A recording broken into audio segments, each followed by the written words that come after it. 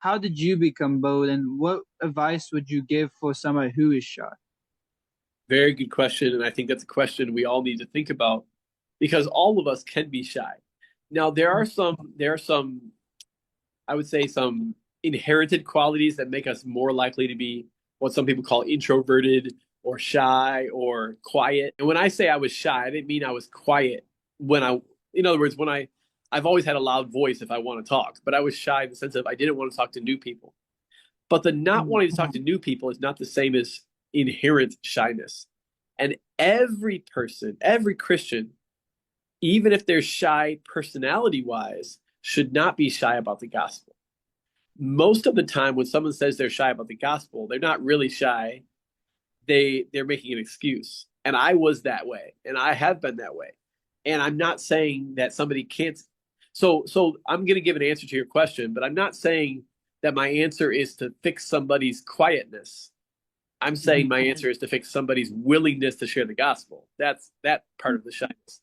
So for me, when I was in college, I I I went to Hiles-Anderson College, of course, the world's greatest college. Just a little plug there. And But I was so glad to be able to go there, and I learned a lot of good things, and I heard a lot of good preaching and loud preaching and excited preaching.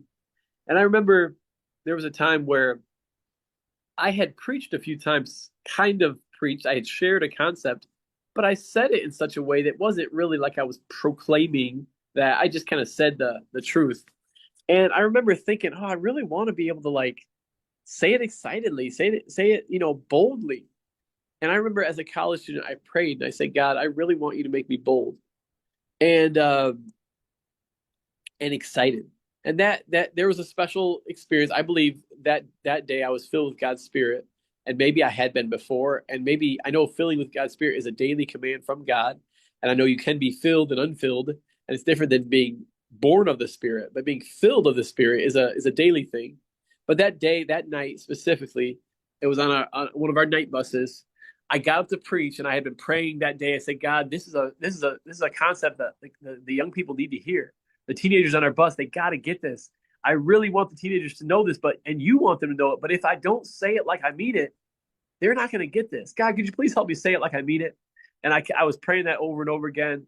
And that day I stood up, and I think having spent lots of time in prayer with God, and just over those weeks, but especially that day and that weekend, I stood up, and I think something was different that night.